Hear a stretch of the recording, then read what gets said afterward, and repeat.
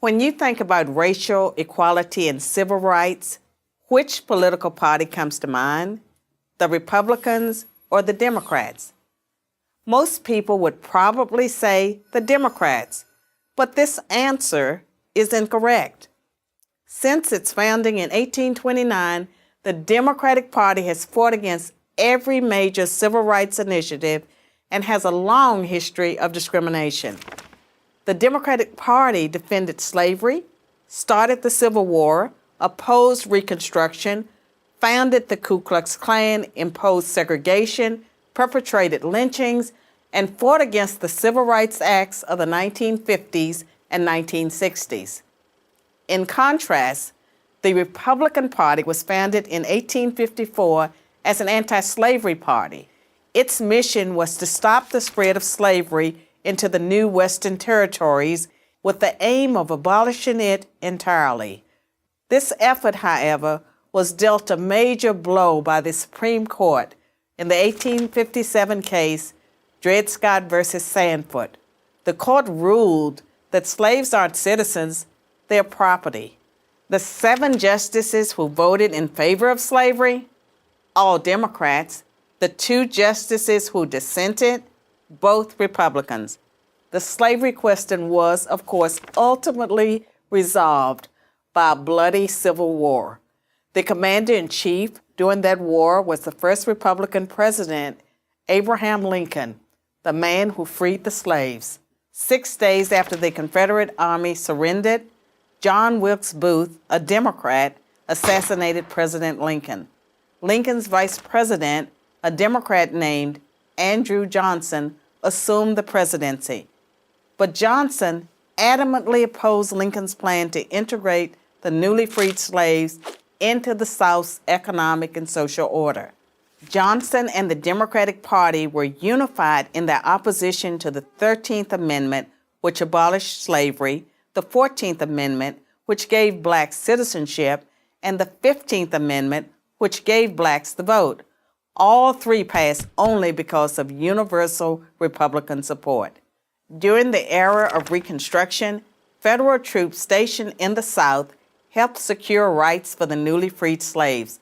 Hundreds of black men were elected to Southern state legislatures as Republicans, and 22 black Republicans served in the U.S. Congress by 1900. The Democrats did not elect a black man to Congress until 1935. But after Reconstruction ended, when the federal troops went home, Democrats roared back into power in the South. They quickly reestablished white supremacy across the region with measures like black codes, laws that restricted the ability of blacks to own property and run businesses, and they imposed poll taxes and literacy tests used to subvert black citizens' right to vote. And how was all of this enforced? By terror, much of it instigated by the Ku Klux Klan, founded by a Democrat, Nathan Bedford Forrest. As historian Eric Foner, himself a Democrat, notes, in effect, the Klan was a military force serving the interests of the Democratic Party. President Woodrow Wilson, a Democrat, shared many views with the Klan. He resegregated many federal agencies and even screened the first movie ever played at the White House, the racist film, The Birth of a Nation, originally entitled The Klansman. A few decades later, the only serious congressional opposition to the landmark Civil Rights Act of 1964 came from Democrats. 80% of Republicans in Congress supported the bill, less than 70% of Democrats did.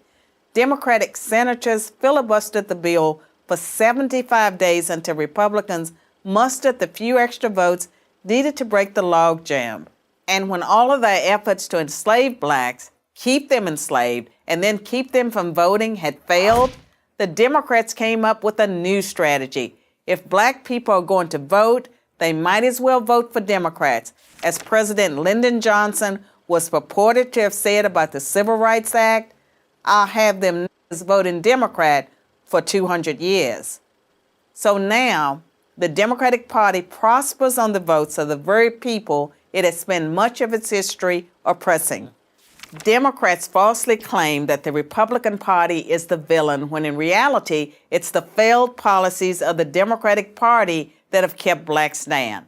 Massive government welfare has decimated the black family. Opposition to school choice has kept them trapped in failing schools. Politically correct policing has left black neighborhoods defenseless against violent crime. So when you think about racial equality and civil rights, which political party should come to mind? I'm Carol Swain, professor of political science and law at Vanderbilt University for Prager University.